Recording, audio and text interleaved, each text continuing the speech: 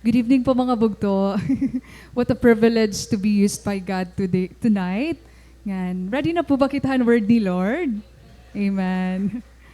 Mga bugto, we all have tragedies in life where it is just sometimes very difficult for us to understand. There are those who live their lives nga, waray hira parents, waray nagagayad na ira, and then may na naman iba nga, they lost someone they loved.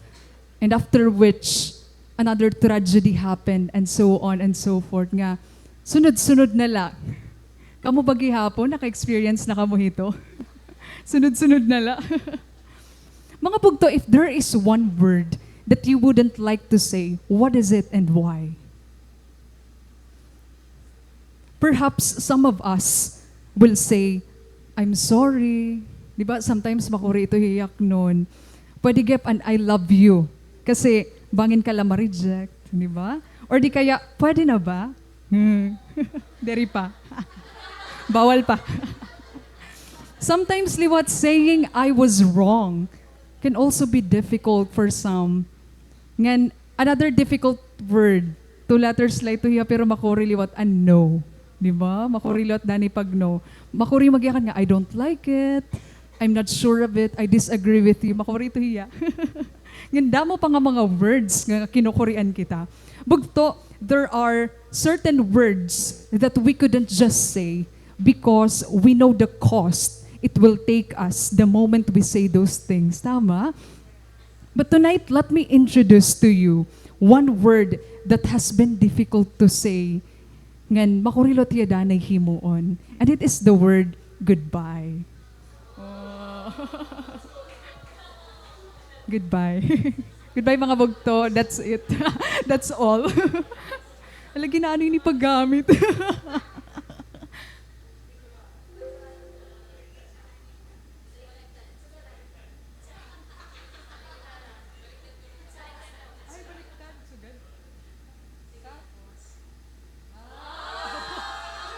Praise God, may baro na ako.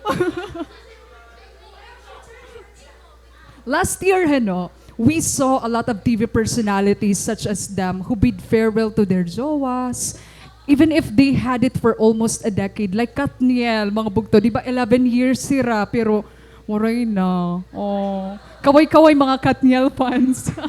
Wala nang Katniel, pero nayakan nila may dan ako no Andriangan koan. Daniel, so Aniel. Binago na pala. May nagihapon ang tambalang, hindi pa ini? Ikimcho nga ni si Yan Lim. Paano pronounce? Tama. Imagine, bugto, the pain of losing each other because you no longer have it all together. It must really be painful to say goodbye. May na ka na ba ginyak na hinina goodbye? Hello, love, goodbye. Paalam na aking mahal. O di ba, masuga dito? Dati God. But what is in this word, mga bugto, that makes it really sad even more? Whenever we hear it, there is a sensation of pain, there's a sensation of grief, of sorrow, of loneliness. Halo-halo na lang bugto, we name it. Ngan, nabubutang natin hiya always sa negative side rather than the positive side. It's the cost that comes after it. But tonight, mga bugto, let us have a new way of perceiving the word goodbye as we are also at the end of the month in January. Let me introduce to you our theme for tonight entitled Goodbye. The goodbye that made na return one it all. Mga bugto, it is found in Ruth chapter 1 verses 16 to 22. Ada ba niyo mga Bibles? O ang mga waray pwede na. dapat dara niyo yung Bible. Let's read mga bugto. But Ruth replied, "Don't urge me to leave you or to turn back from you. Where you go, I will go, and where you stay, I will stay.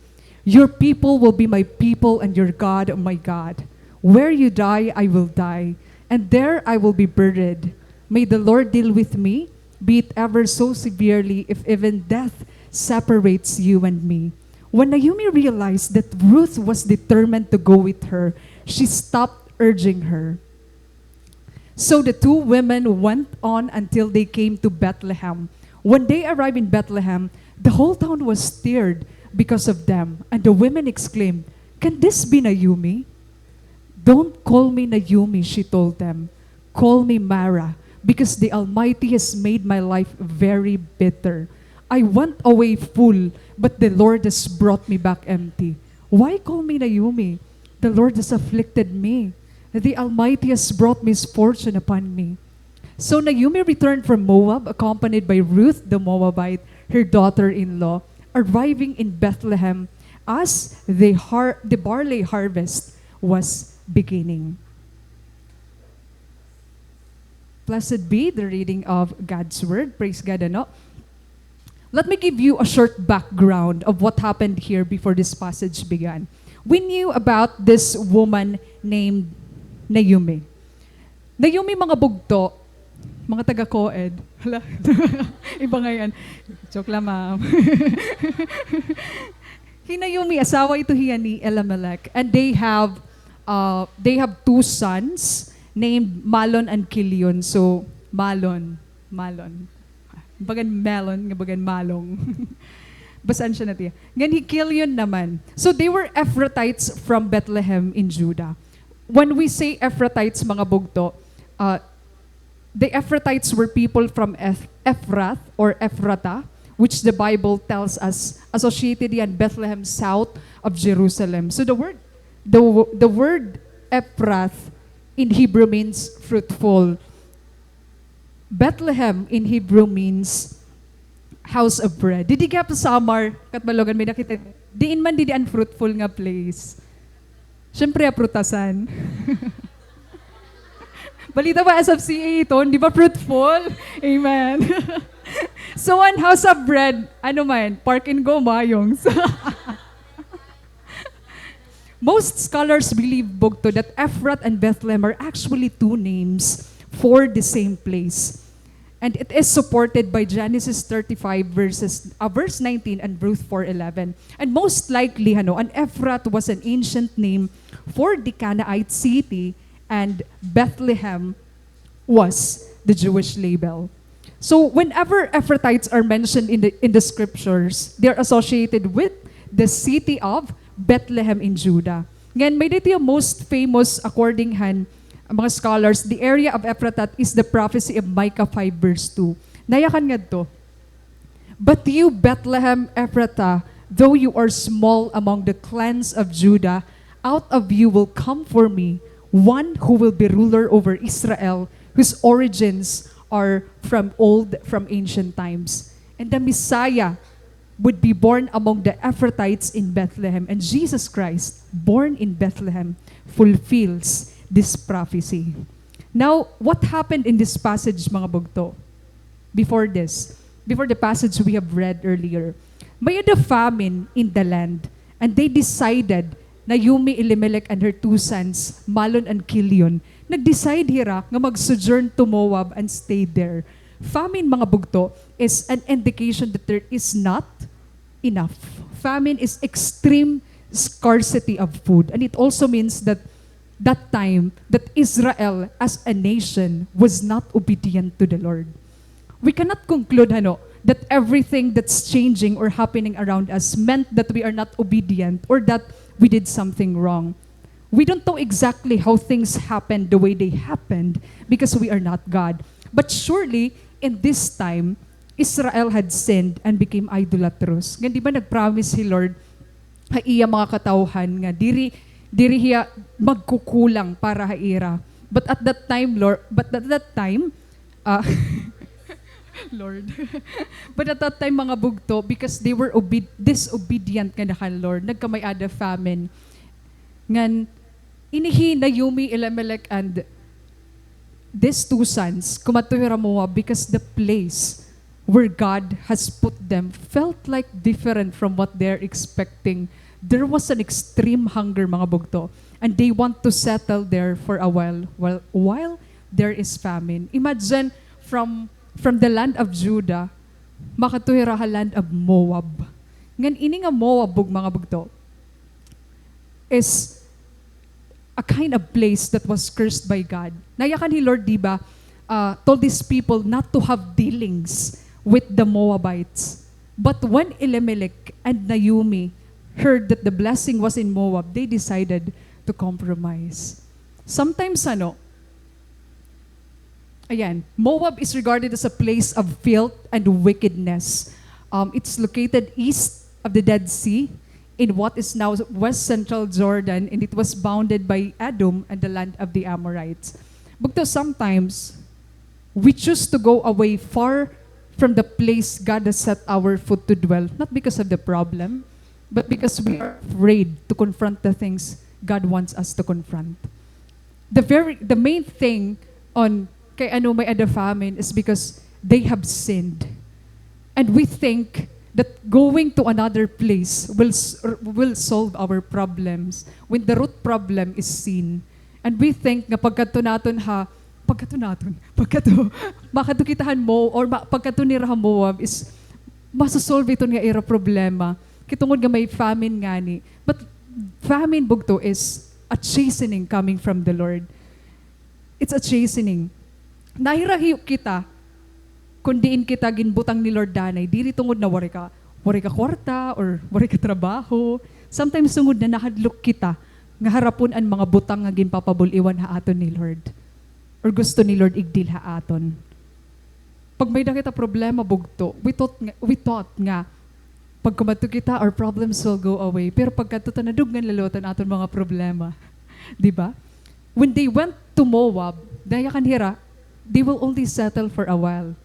But you know how many years they stayed there? For 10 years, mga bugto.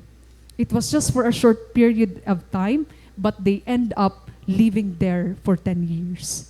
Sometimes we have the intentions to go away or stay there for a short period of time only to be consumed by the very place na aton ginpili kadtuan and decided to just stay for more.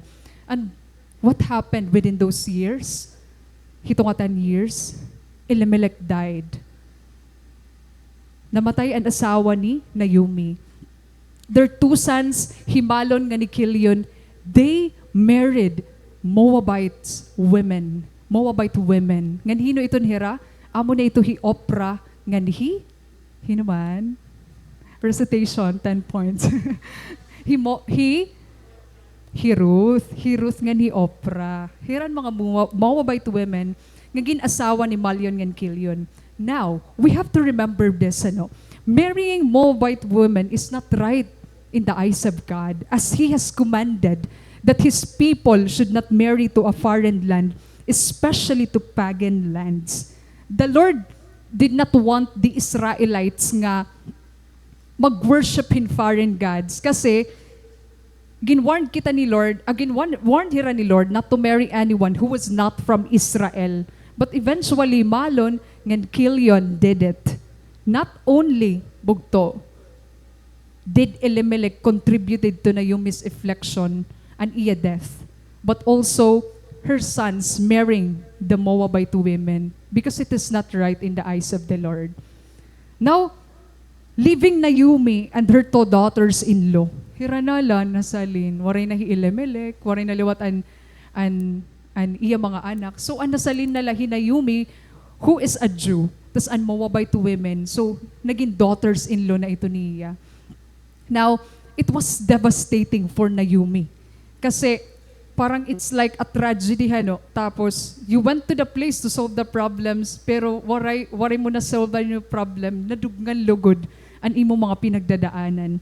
And if we were to place ourselves, sapatos, shoes ni Naomi, or chinelas. If we are going to place ourselves ka Naomi, it would really be heavy to carry such burdens of losing. Okay? She became widowed. Adi pa mogto, when you are widowed that time, you are among the lowest, most disadvantaged at that time.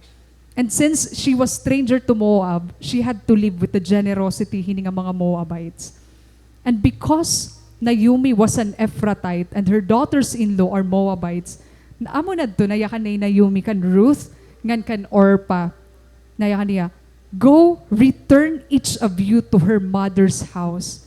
Balik ka mo nga to, han iyo gintikangan. May the Lord deal kindly with you as you have dealt with the dead and with me. The Lord grant that you may find rest, each of you in the house of her husband. To make this short, anay nabuhito didahi, Orpa, opera, kissed her mother-in-law, gone back to her people and to her gods. But he Ruth clung or stayed kan Naomi. Bugto, he Orpa and Ruth, they lifted up their voices according to verses and wept that time. Hangin papabalik hira ni Naomi haire ginikangan. Nagtangis talaga hira. But he Orpa, bumalik talaga hiya. Pero hi Ruth, nagstay hiya kan Naomi. Ngayon, amo to hiya nga nayakan kanina. Haaton first.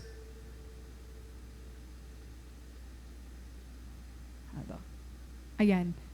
Verse 16, nayakan hi Ruth nga, don't urge me to leave you or to turn back away from you. Where you go, I will go. And where you stay, I will stay. Your people will be my people, and your God, my God. Where you die, I will die, and there I will be buried. May the Lord deal with me, be it ever so severe, if even death separates you and me. Kaupayan ng mga bugtuhan, ginyakan ni Ruth, kan Naomi. Now, it's true with our lives nga, some will choose another or walk away, but some will also stay like Ruth. But those people whom we lose means that they can no longer be with you in your next journey. But just because they are no longer part of the next does not mean they never become valuable or that they never serve their purpose. Bukto diri ibig sabihin nga, diri mo na makaupod and usa nga tawo nga bumaya ka imo sigunta. Does not mean that they never became valuable. They became valuable. It's just that they are no longer part to where you are going now. At some point, Hini Orpa became important sa life ni Naomi. Within that span of 10 years, nawaray Elimelech and 2 sons. So hira nala nga tulo. At some point, bugto naging importante gihapon ang kinabuhi niya kan Naomi. Because nagkaupod hira kahit papano, may kaupod hi Naomi. The Lord allows certain people to walk away from our lives. He allows certain situation to pass through us and even opportunities. He closes certain doors, and what He shuts, no man can open. But God can also open doors, and what He opens, no man can shut. We can also see here that 10 years of living in Moab, at some point, point their faith that nga na-impluensyahan ang pagtuo ni Ruth. Kitungod nga nakadahi Naomi.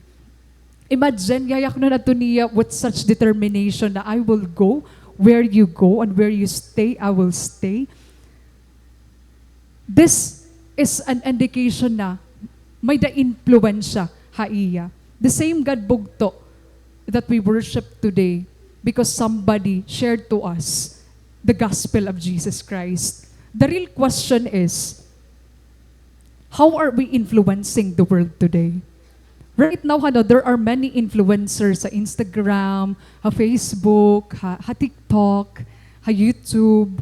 Damon mga nagiging influencers. And some of them are good, some of them are not so good. Some of them are actually bad influencers. There are some. Which one are we? Hain kita. Nayakan ni Naomi, verse 15 to 17. See, your sister-in-law has gone back to her people and to her gods. Return after your sister-in-law. But Ruth said, do not urge me to leave you or to return from following you. For where you go, I will go, and where you stay, I will stay. Your people shall be my people, and your God will be my God. And where you die, I will die, and there I will be buried. Asya ito bugtuan niya ginyakan kan Ruth. Kaupay ni nga linya kasi before, I do not know where this line came from. I just heard it from a song Feeling ko kan Chris Tomlin. Feeling ko nabatian ko lang tihiya. I didn't really know there was a story behind these lines. And I was so amazed with this response of Ruth because she was a Moabite woman, a total stranger who knew nothing about the Lord. So I asked, paano hi Ruth nakag-respond hinsugad hito kan Naomi? Naging papauli naman hiya nga tuhan iya ginikangan.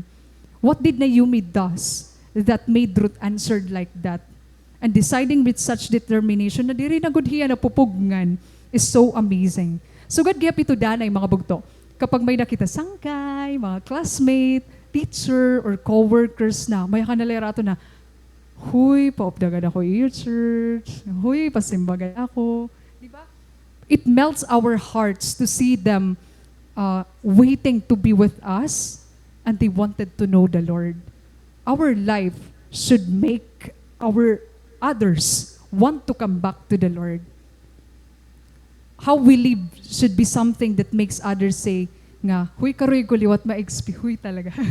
Karoy ko ma-experience ko na mo na-experience. This shows us mga bugto, the greatest way we can show love to another person is by sharing the gospel of Jesus Christ with them. It's the most important thing nga asya ni bugtoan pinaka-greatest nga maipapakita nato na era isang pag-share naton han gospel, especially to our unbeliever friends. This will lead us to our first point.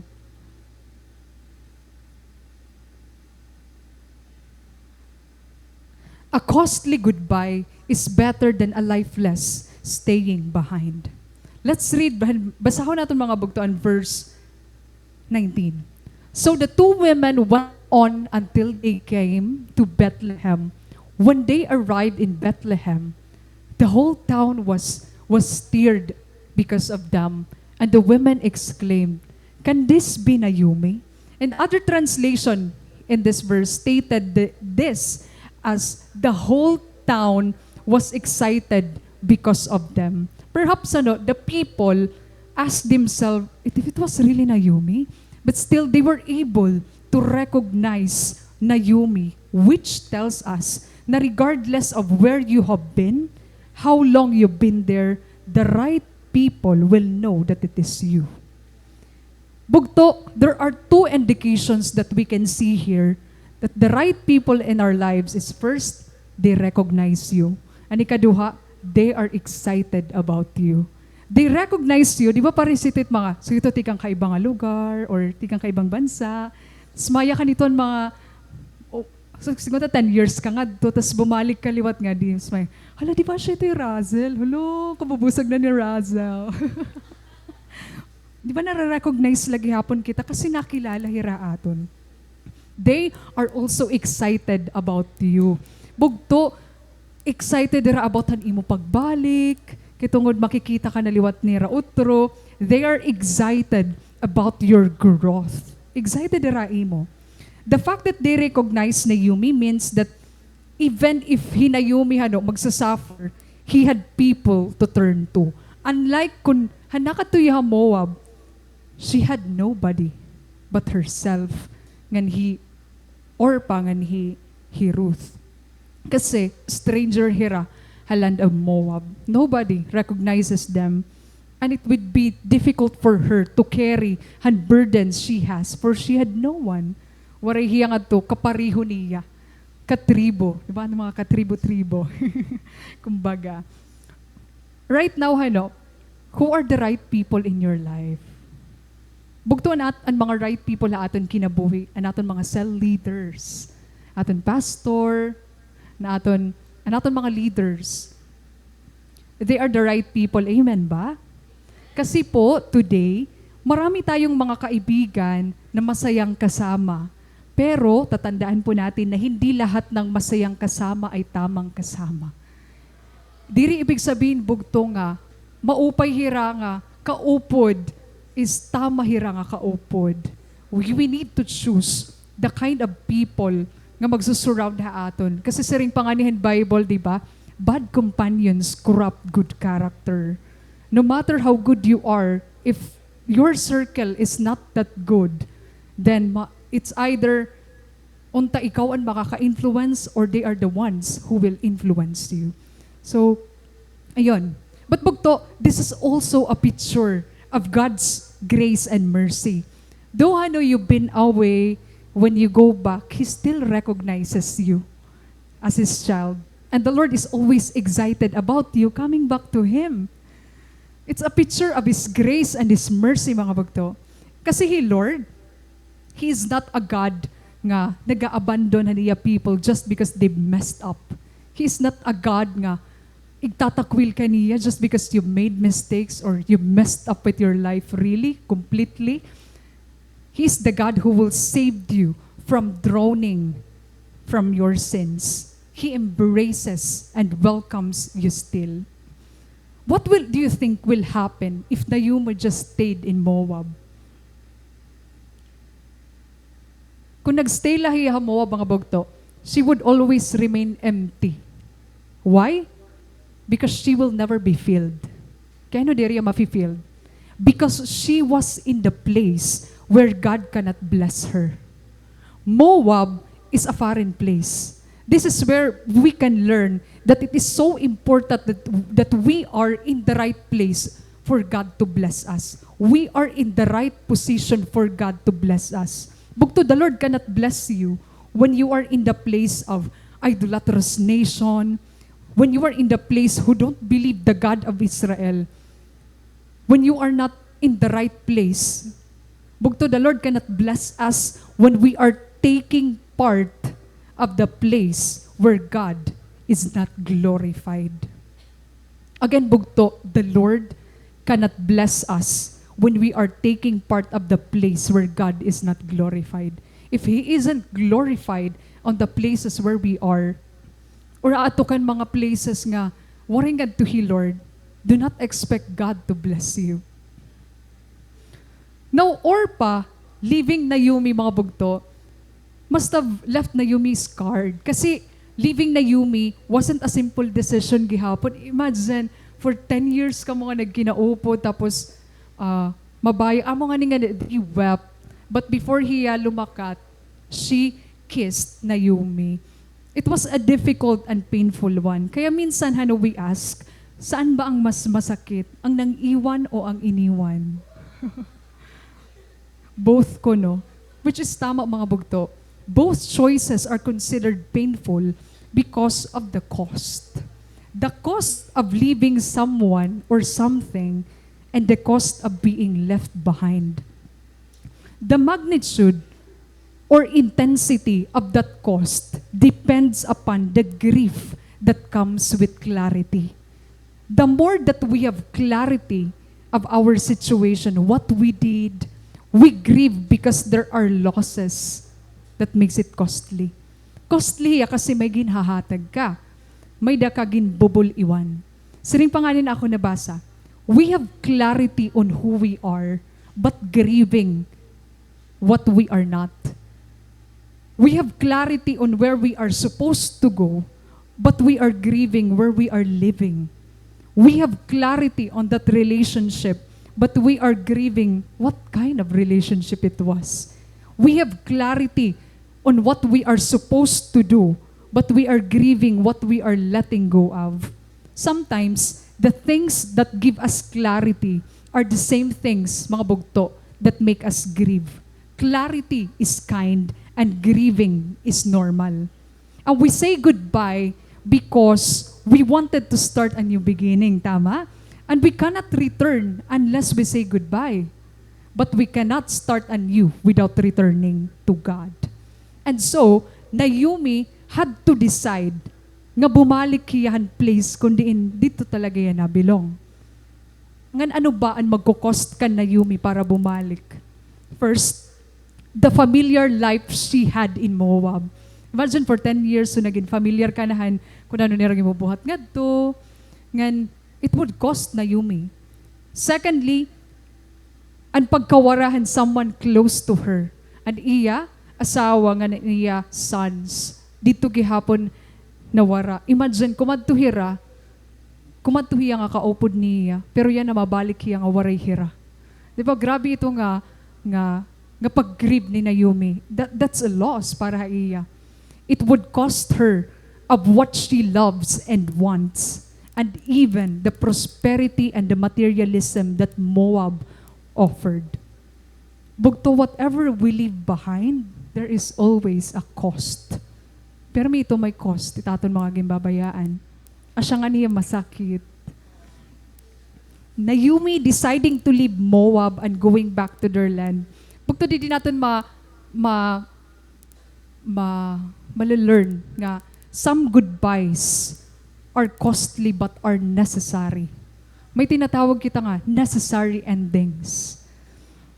Ruth naman, nag-decide hiya to go with Naomi has also a cost. May nagyapon niya cost. Kasi, imagine Ruth is a Moabite woman and she had to leave her old life as a Moabite, leave her beliefs and traditions she had with their gods, and she had to leave the idols nga may adahiya. And Ruth needs to let go of her old identity. Bukto, this tells us something, that if we want to move forward, we have to step forward, even if that step means goodbye. Damo ang imo pagbabayaan sugad kan Ruth as she decided to go with Naomi pabalik ngadto ha Bethlehem. And we can realize that some steps do not start with a beginning. Some steps start with an ending, and by ending we begin. Bugto, it's so important that diri nga tanan nagsa-start kita nga, nagbibigin talaga. Sometimes we have to end it first para kita makag-start otro. Kasi pwede kita mag-return nga moray gimbabayaan. Pwede ba iton? Nag-return ka pero wari mo talaga bayai. Bumalik ka la pero wari ka talaga may gimbayaan.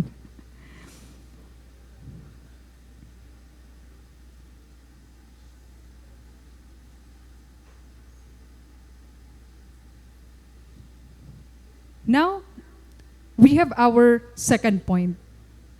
An honest goodbye makes chances and changes. Verse 20 na yakan ito. But she said to them, do not call me Naomi. Call me Mara, for the Almighty has dealt very bitterly with me.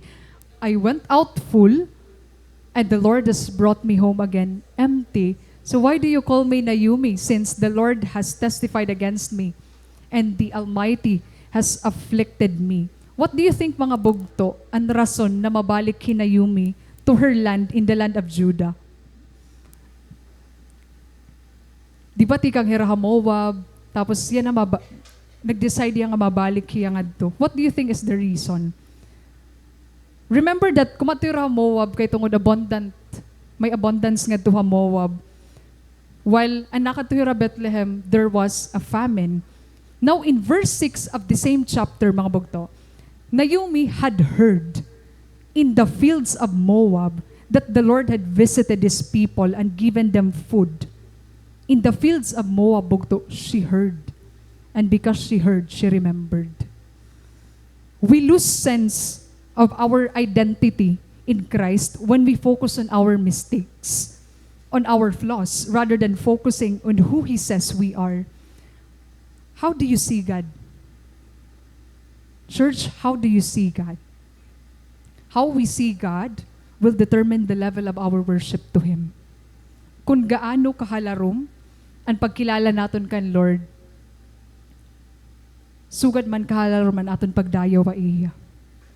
Bugto, whenever may nakita pinagdadaanan in abundance or in emptiness, do we still worship the Lord? Or nabaya kita kan Lord? When we are persecuted or diri kita persecuted, we still worship Him. In good times and in bad times, we still come to Him. Whenever we hear the goodness of the Lord, we remember who He is. At that time, bugto, perhaps Naomi was in the fields of Moab, and she heard that the God of Israel visited His people, and they have given, and He gave them food. And because she heard, she remembered. And what does it mean, bugto? It means, mga bugto, that whenever we hear ang goodness ni Lord, nare-remember natin kung hino hiya. His promises to us and whose we are. Kung hino ba, kung kanino ba kita.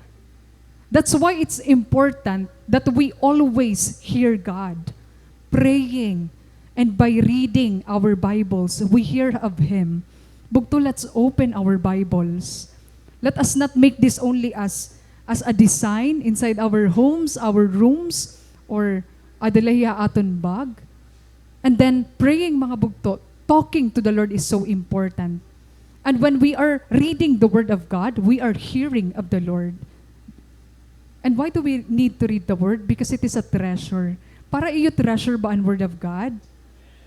Dapat treasure ito hiya aton. Diri hiya basa-basa lang nga libro because it is the book of books. It changes, it transforms the lives of people. Do you not believe it?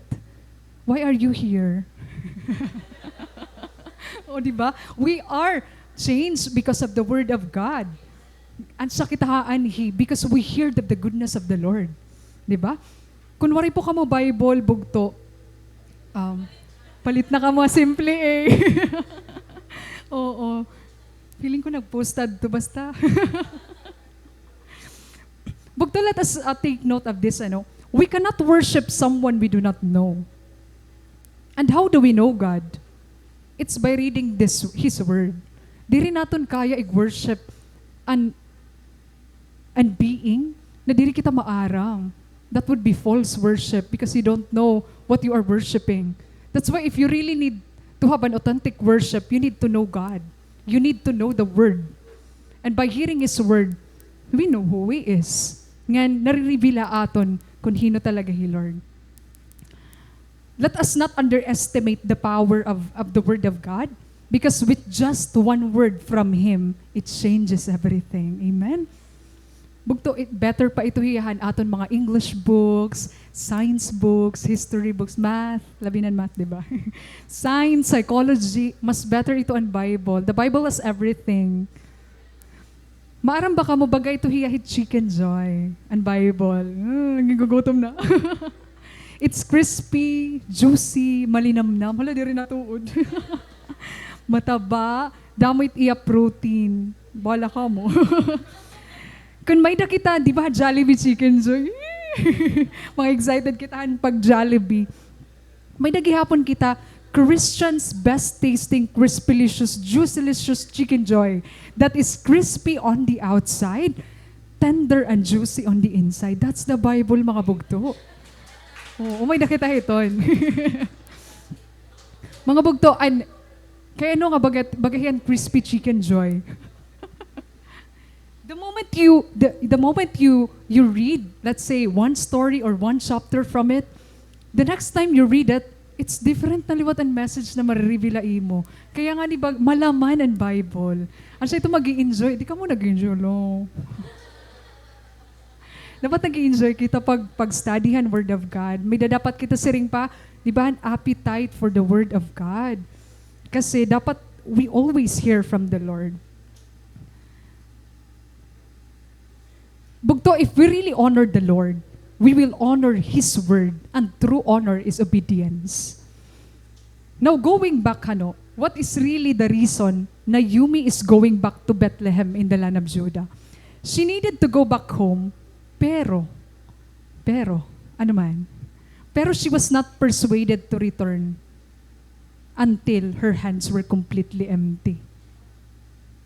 Bugto, sugad kita ni Danay. Diri kita napapersuade nga bumalik kan Lord. Kasi, diri pa kita nawawarayan. Ngan didalahan nawawarayan na kita. Didala kita nakukumpelled bumalik. Kitungod nga waray na good kita. Makain ka pa man. Waray na. And sometimes sugad kita ito mga bugto. Kumbaga, we only come to our senses when we have lost the true blessing. And you know what's true blessing? 5 points. You know what's true blessing? It is when you are in the will of God. And God Himself is the true blessing.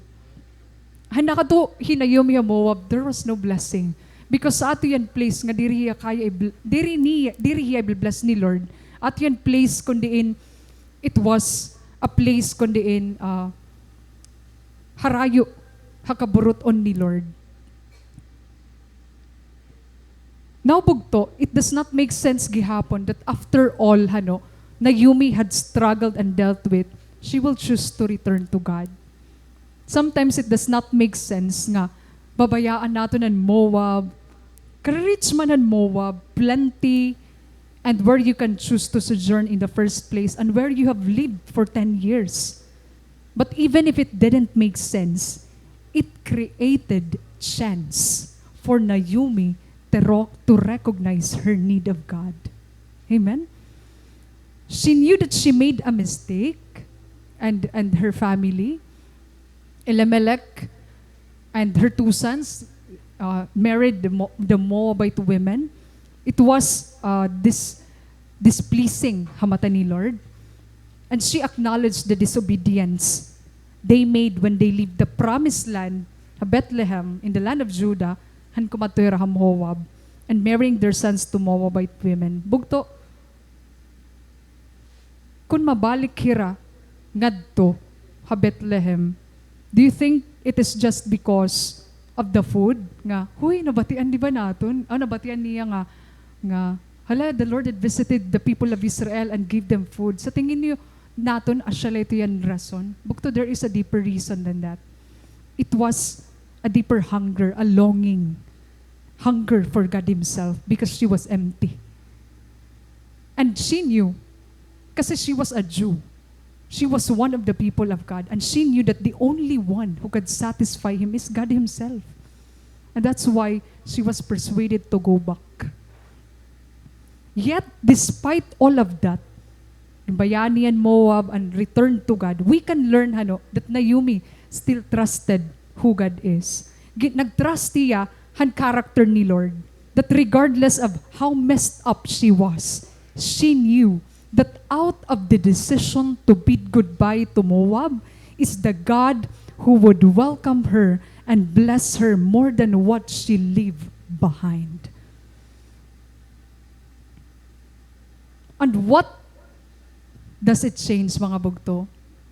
Kanina, it created chance for Naomi to realize her need of God. And now, what does it change? Nag-create yan change, bugto. It was a change of focus. Kasi Naomi, she could have settled there and focus han iya gindadamdam, han iya bitterness as a widow, waray asawa, nawaraan mga anak. She could have focused on that. But Naomi's focus to change from self to the Savior. She knew she couldn't save herself.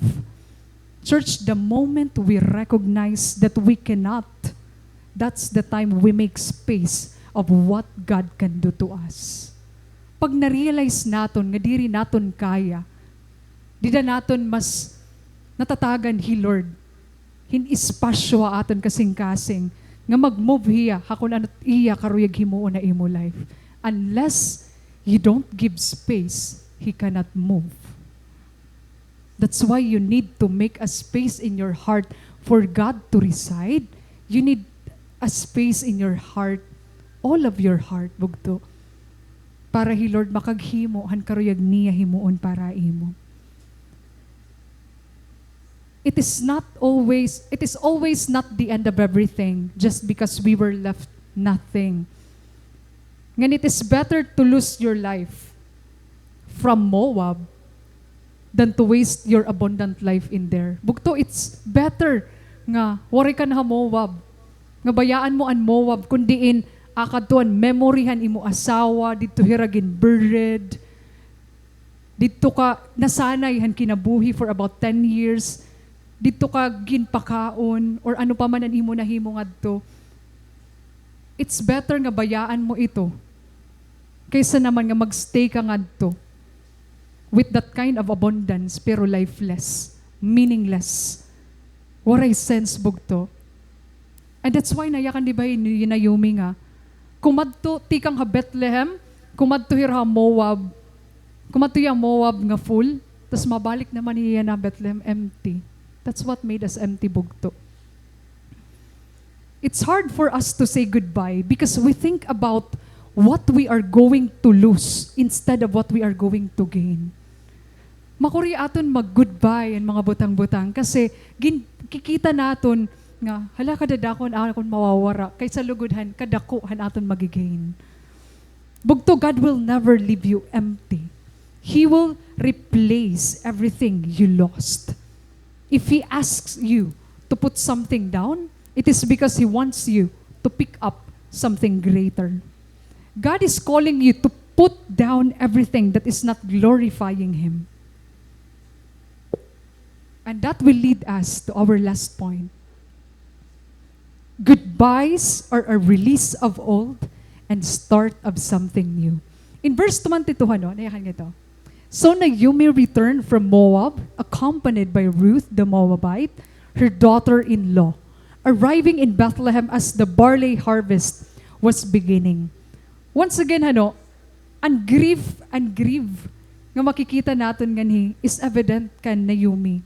Kasi, nayakan nga niya, di ba kanina, nga, ayaw ako niyo pagtawaga nga Naomi, but tawag ako niyo nga Mara. Mara. Ay, ba kayo na to, Clara.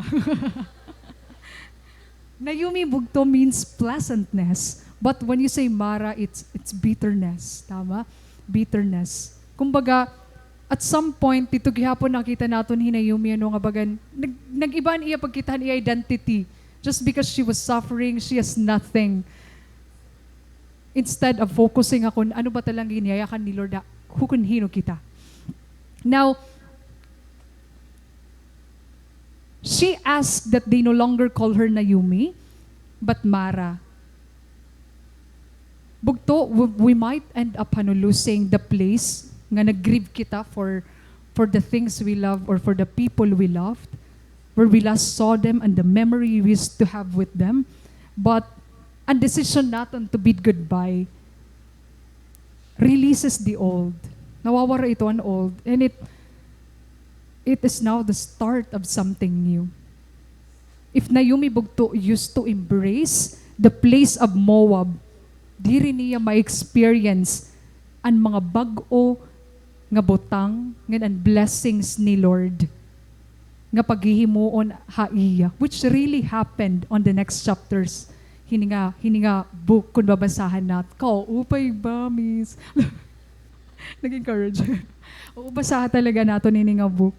Ngayon, siguro kung may kita natin, kung waray hiya nag-decide, siguro nakatuya ka mo habla, tapos nagwi-wish siya nga, sana ako liwat, sana ako lat nakaresiban mga people of Israel. We keep on wishing when we are not deciding to bid goodbye. And from that, when we are not saying goodbye, we cannot return. And so it's important bugto na nagpapaalam kita. Nagpapaalam ka dapat. God doesn't bless anything in our lives that separate us from Him. We have to remember nga diri ni Lord gin bless anything in our lives nga magsaseparate ha ato na iya. If that thing will only lead you far from the Lord, diri to ni Lord i-bless. Bugto, we have to remember and put this somewhere in our hearts that these goodbyes are not limiting us. They are freeing and moving us to the next place God has prepared for us. Bugto bangin may next place si Lord nga ihatagain mo. If you choose to decide to let go of the things that He wants you to let go of. Maybe for Naomi bugto, it was the same place to return. Kumbaga diri a new place, but the same place, but it was a different heart from now. Diri man same place, diri man different place niya babalikan, same place la. Pero kan mabalik na hiya, she already had a different heart. Ngayon sa rin pa nga ni, di ba, nayakan ni Ate Celine Dan Sunday, sometimes, a miracle is a change of heart. Maybe we don't need a new setting, we just need a new heart so that we could see and have a new perspective and embody a new vision. Right now, ano mga bugto, we already had the vision of the church. Ngan, ka-open nga maging part kita in fulfilling that vision. These goodbyes may be painful, but they serve a purpose of greater picture that we cannot see yet, but something that's beautiful. Sometimes it is not always about people, but it could also be things and opportunities we are occupying ourselves with. Ngayon, maaram ba ka mo kung ano most beautiful thing that happened in this story, in this passage? Ano man? It is when your goodbyes conceived a new hello. Hinayumi ano mga bugto, she gained the company of Ruth. Ngan Ruth received the salvation coming from the Lord. Bugto, you might have lost something, but you've gained something else. It is not always what we imagine, but it goes beyond our imagination and gina-replace ni Lord. More than pa, ako na nun imo naiisip or nai-imagine. And we have to remember this, people cannot change people. You can only love them. It was not Naomi changed Ruth. Perhaps she influenced, but it was love that made Ruth cling to Naomi. For the span of 10 years, mga bugto, na-influensyahan ni Naomi here, Ruth. That's why, bugto, our job is to love. God's job is to change. Do you know the Hebrew word soteria?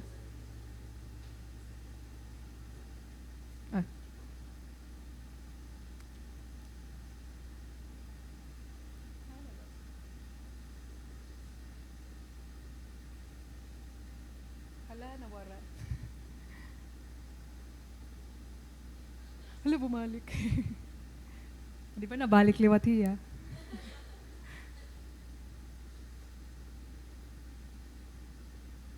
Ayan. Bukto, there is a Hebrew word, soteria. Ngan ini nga word, soteria means salvation. Ruth, na-saved hiya. Di ba? Nagkamay diya salvation. Ngan ini nga word, soteria, it's an all-encompassing word. Sometimes we think that salvation is only being saved from eternal damnation. But no, bugto, deri to hiya. It's an all-encompassing word. Not just salvation from eternal damnation or from hell, but salvation from the things that's occupying us other than God. Naomi was also saved from the very place that was trying to hold her back in experiencing new and good things from God. In short, mga bugto, Ruth na saved, and Naomi was also saved. Therefore, let us let go of grasping from who you were, and let's start holding on to who you are now in Christ Jesus. God's grace is enough, mga bugto, to rescue you, and He provides a way back for you to come home. That's why tonight, mga bugto, those necessary goodbyes had made the return one it all. There are certain things in our life that needs to end. Pwede ka mag-return, but without those necessary goodbye, you'll still be carrying the same problems all over again, the same sin, the same cycle of addiction, because we never learned to really fully give our lives to Him, wherein we need to say goodbye. Pwede ka bumalik kan Lord, pero kung diri mo babul-iwan, ang mga butang ang gimpapabul-iwan ni Lord, dadaradaраon mo lagi hap, ang pariho nga rason han imo una nga pagbaya. Bugto, a lot of things will broke our hearts when we say goodbye, but it will fix our vision. It will cleanses our vision. Kaya nga ninayakan usang quotation, once kun an aton heart has been broken open, you view your life differently. Nag-iiban aton perspective a kinabuhin we are being broken.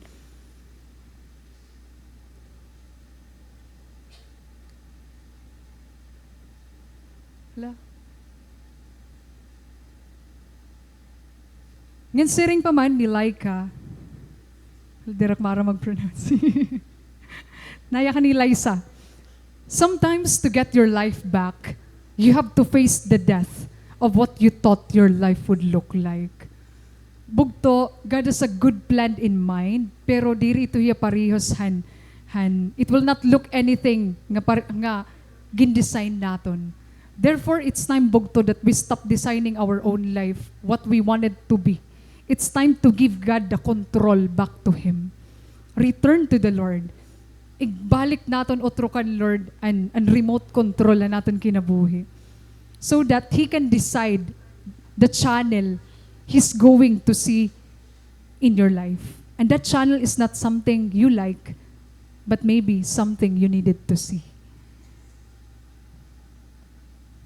Bugto, return for the Lord because He is waiting upon you.